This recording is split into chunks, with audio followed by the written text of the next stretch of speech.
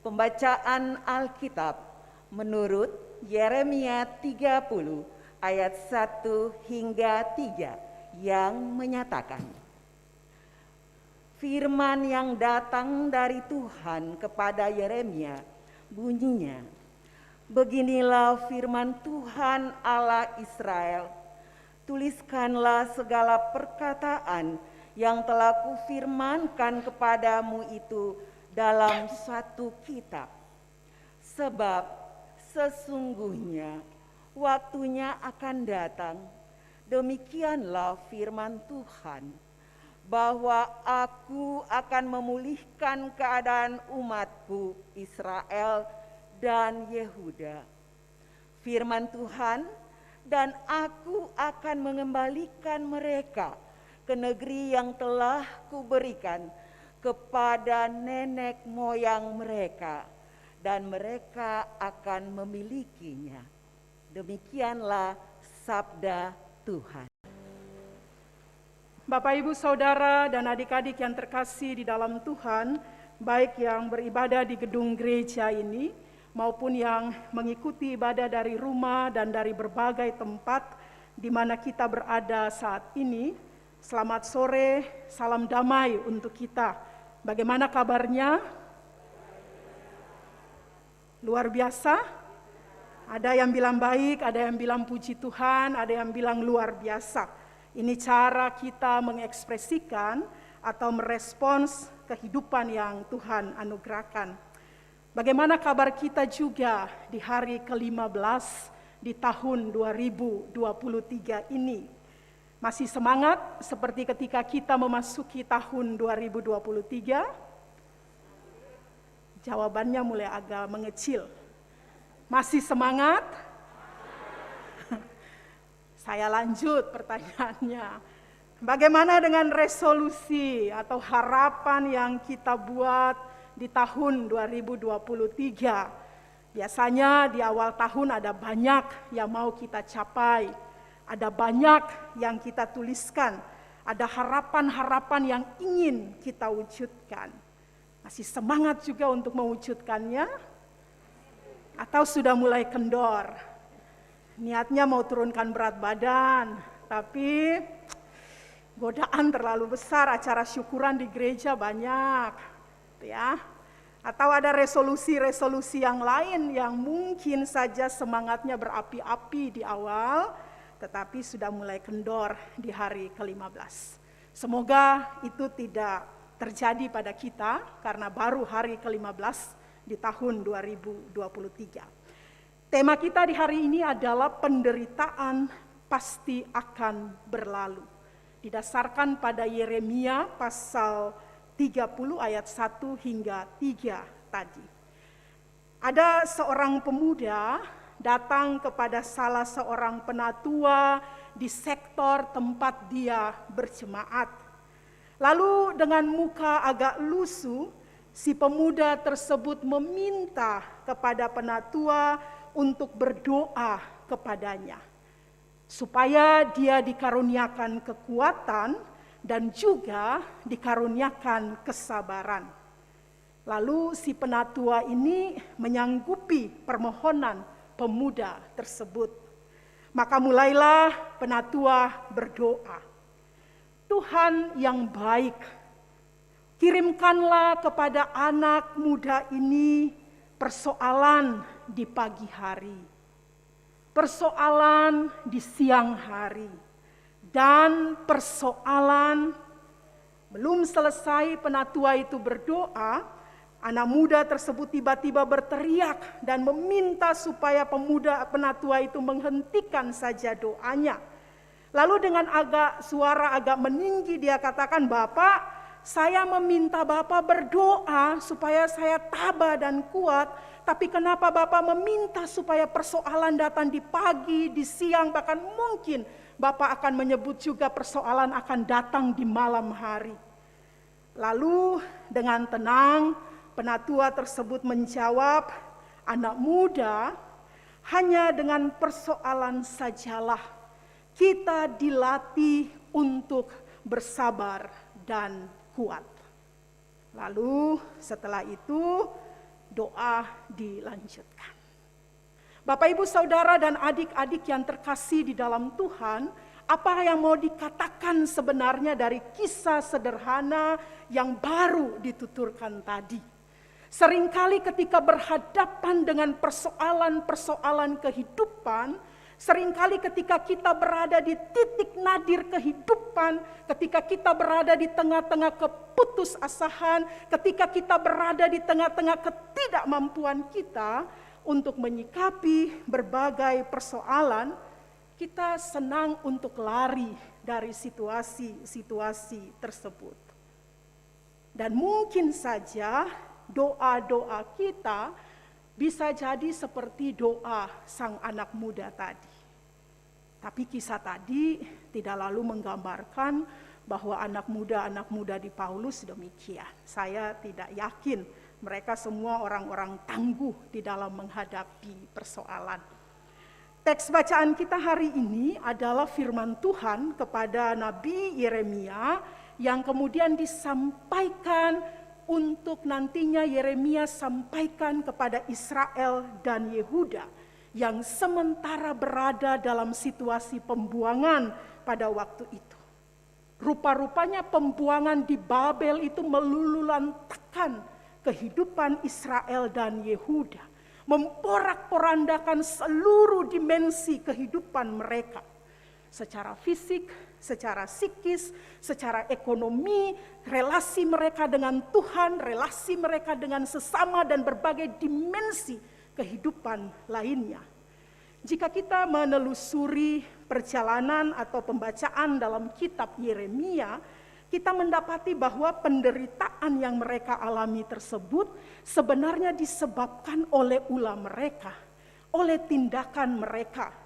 Dicatat misalnya di dalam kitab Yeremia pasal 27 ayat 29, Israel dan Yehuda memberontak terhadap Tuhan. Mereka melakukan apa yang jahat.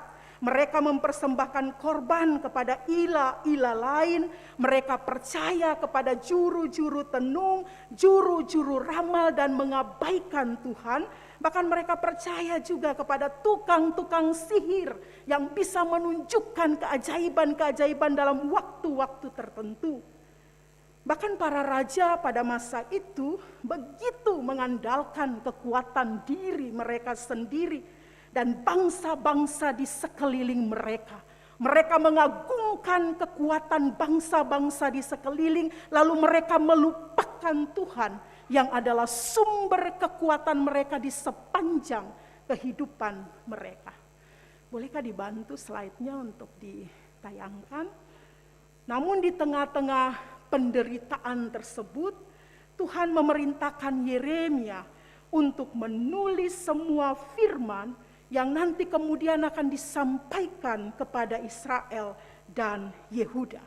Sebuah firman yang berisi nubuat, yang berisi tentang pengharapan bahwa penderitaan yang mereka alami akan segera berakhir. Sepertinya slide-nya keliru. Ya, bukan slide ini, slide-nya beda. Ya, mungkin ini slide tadi pagi kayaknya. Saya lanjut saja sambil nanti teman-teman. Lalu Bapak Ibu Saudara yang terkasih di dalam Tuhan, kira-kira apa yang bisa dipelajari dari nats Alkitab yang baru kita baca tadi, dari kisah penderitaan orang-orang Israel dan Yehuda, dari pengalaman di mana Yeremia menjadi perantara antara Israel dan umat pada waktu itu, atau perantara antara umat dan Tuhan. Saya mencatat setidaknya ada 3 hal penting yang bisa kita pelajari bersama. Hal pertama yang bisa kita pelajari adalah kita belajar dari Yeremia paling tidak. Dalam ayat yang pertama hal ini begitu kuat dikemukakan bahwa kita perlu taat mendengar. Kita perlu taat menyampaikan. Kita perlu taat melakukan firman Tuhan. Pokok pertama ini mengingatkan kita bagaimana kita mau belajar dari Yeremia sebagai orang yang pertama-tama menerima firman dari Tuhan. Dan dalam ketaatannya itu, ia menuliskan apa yang Tuhan perintahkan, sehingga itu bisa dibukukan, kemudian akan diteruskan kepada umat dari generasi ke generasi, sehingga mereka tahu betapa luar biasanya karya-karya pemulihan yang Tuhan lakukan. Dari Yeremia pada ayat yang pertama ini, saya melihat bahwa ketika firman itu disampaikan, maka firman itu juga harus kita beritakan, harus kita sampaikan. Jangan pernah menambah, apalagi mengurangi apa yang kita terima dari Tuhan. Apalagi biasanya kecenderungan kita seolah-olah bertindak bahwa ya firman yang disampaikan itu bukan untuk saya, tidak untuk menegur saya. Lalu ketika kita duduk di sini atau di mana-mana tempat dalam situasi-situasi yang berbeda, biasanya kita lalu memikirkan, firman ini kayaknya cocok buat si A ya, daripada bukan saya. Firman ini kayaknya cocok untuk majelis sektor saya. Firman ini kayaknya cocok untuk komisi ini. Firman ini kayaknya cocok untuk orang tua saya. Firman ini kayaknya cocok untuk si A, si B, si C. Tapi kita lupa bertanya, apakah firman ini juga untuk saya? Sehingga pertama-tama ketika kita menerima, ketika kita membaca, ketika kita merenungkan firman Tuhan, proses yang terjadi harusnya adalah firman ini mau mengatakan apa untuk saya. Kalau ada yang datang dengan sahabat, dengan orang tua, dengan suami, istri, atau yang lain, kadang-kadang kalau dengar pendeta berkhotbah, lalu kita merasa nih pas banget ya. Lalu kan ada senggol-senggolnya begitu ya. Itu tuh cocok tuh buat kamu, cocok gitu.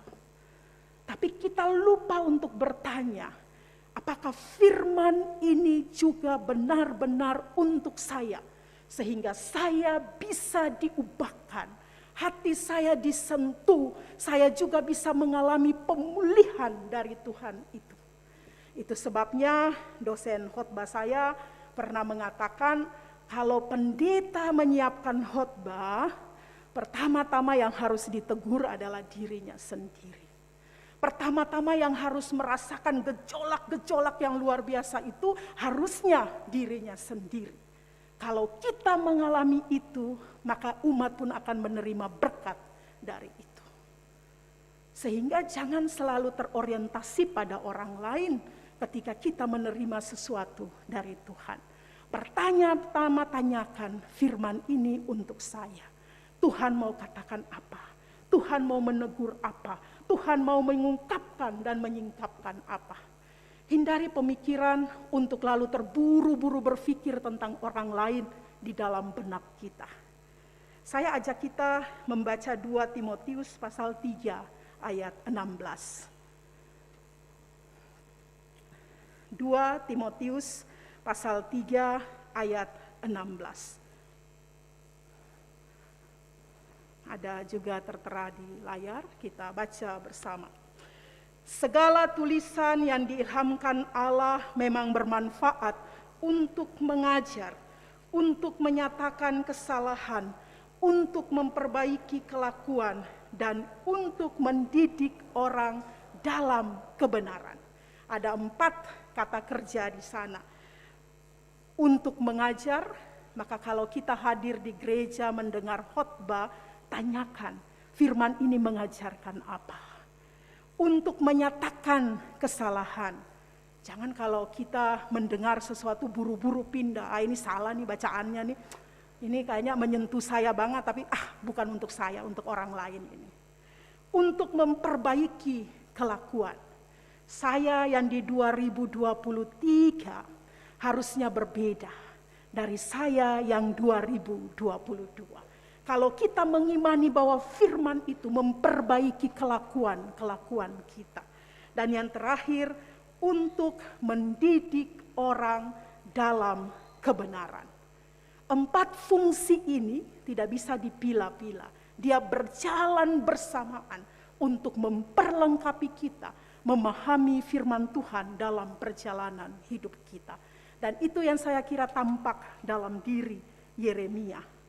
Yang kedua yang bisa kita pelajari dari teks bacaan ini, paling tidak belajar dari orang-orang Israel dan Yehuda di dalam pembuangan mereka. Bahwa jangan membiarkan situasi-situasi yang sulit, situasi-situasi yang tidak baik, yang sementara terjadi, yang sementara kita alami itu membuat kita hilang harapan dan putus asa.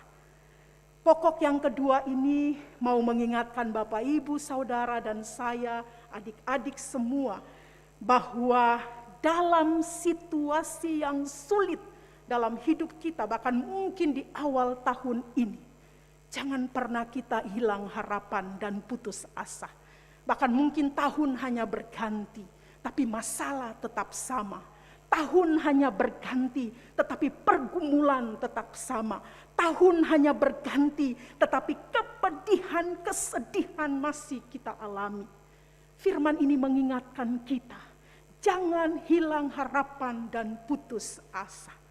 Dalam konteks Yeremia bacaan kita, keadaan buruk itu terjadi untuk mengingatkan umat akan dosa-dosa mereka. Karena penderitaan yang mereka alami disebabkan oleh karena tindakan mereka. Tetapi saya ingin mengatakan juga bahwa tidak semua penderitaan yang kita alami, tidak semua situasi sulit yang Bapak, Ibu, Saudara, adik-adik alami adalah hukuman dari Tuhan. Kadang-kadang selalu ada ruang misteri dalam hidup kita. Kayaknya hidup saya baik-baik saja. Saya tidak melakukan sesuatu yang keliru. Tapi mengapa yang pelik ini harus terjadi? Seringkali kita tergoda untuk kemudian menghakimi orang dengan kata-kata kita. Lalu dalam nasihat kita, yang pertama-tama kita katakan, ya pikir-pikirlah jangan sampai ada dosa yang kamu buat. Kalau ini yang terus-menerus kita lakukan, ketakutan terbesar saya adalah kita menciptakan penderitaan baru bagi orang-orang yang sementara menderita. Ada penderitaan yang disebabkan oleh karena kita, tetapi juga ada penderitaan yang sama sekali bukan hukuman dari Tuhan. Kalau situasi itu yang kita hadapi, jangan sekali-kali menjadi komentator bagi hidup kita, bagi hidup orang lain, sehingga kita menambah beban penderitaan baru bagi mereka. Poin yang kedua ini mau mengingatkan kita, jangan terburu-buru dan putus asa atas keadaan yang kita alami. Belajarlah mungkin untuk melihat dari sudut pandang yang lain, dari perspektif yang lain, dari perspektif Allah, sehingga kita memahami apa yang sementara terjadi. Yang ketiga dan yang terakhir yang kita pelajari dari nats Alkitab ini, kita perlu untuk menempatkan semua peristiwa hidup kita dalam waktu dan rencana Tuhan. Oleh karena itu, dalam perjalanan hidup kita di tahun 2023 ini, kita perlu terus-menerus menyelaraskan rencana kita dengan rencana Tuhan. Jalan kita dengan jalan Tuhan. Pikiran kita dengan pikiran Tuhan. Ada sebuah lagu yang mungkin Bapak, Ibu, Saudara, adik-adik sudah familiar dengannya. Saya ajak kita menyanyikannya. Judulnya Waktu Tuhan. Bolehkah teksnya ditayangkan? Ibu Leri nanti bantu. Saya takut salah angkat nada nanti. Bila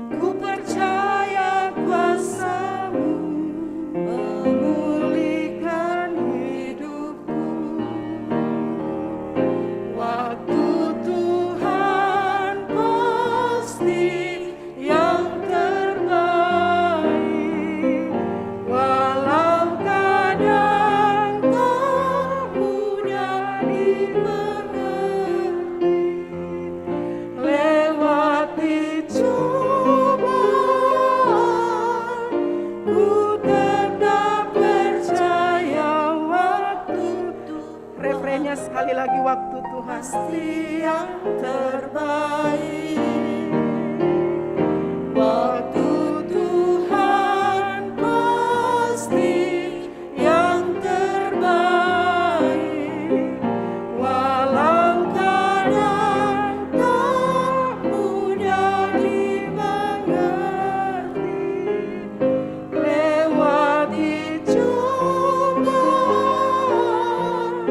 ku tetap percaya waktu Tuhan pasti yang terbaik. Bapak, Ibu, Saudara, dan adik-adik yang terkasih, waktu Tuhan memang pasti yang terbaik. Meski saat menjalaninya tidaklah semudah seperti saat kita mengucapkannya.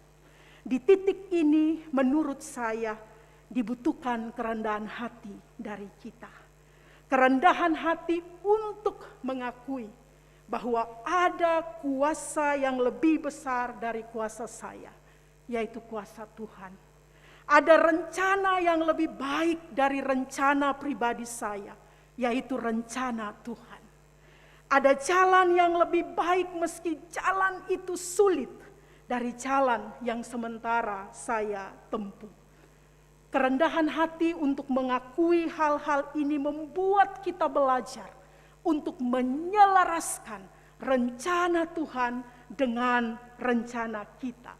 Keinginan Tuhan dengan keinginan kita. Kerendahan hati dibutuhkan Bapak, Ibu, Saudara, dan adik-adik. Sebab pengalaman hidup juga membuktikan kepada kita bahwa hidup beriman kepada Tuhan itu seringkali menyesakkan dada. Seringkali membuat kita meratap berkali-kali dengan beban-beban pergumulan kita. Dia menyesakkan dada karena kita tiba pada kesadaran bahwa yang saya pikirkan tidak selalu sama dengan yang Tuhan pikirkan. Yang saya rencanakan tidak selalu sama dengan yang Tuhan rencanakan. Yang saya minta dalam doa tidak selalu sama, bahkan berbeda total dengan jawaban yang saya terima dari Tuhan. Itu sebabnya dalam proses beriman, doa menolong kita untuk terus memahami apa yang Tuhan mau dalam hidup kita. Saya belajar dari Thomas Aquinas, Santo Thomas Aquinas, yang menyatakan dua hal tentang doa. Tujuan berdoa itu hanya dua. Satu, kita mempersiapkan hati kita untuk menerima apa yang kita minta dari Tuhan. Tetapi yang kedua, yang mungkin seringkali kita abaikan, doa menolong kita untuk mengubah sikap hati kita ketika yang kita minta tidak sama dengan jawaban yang kita terima.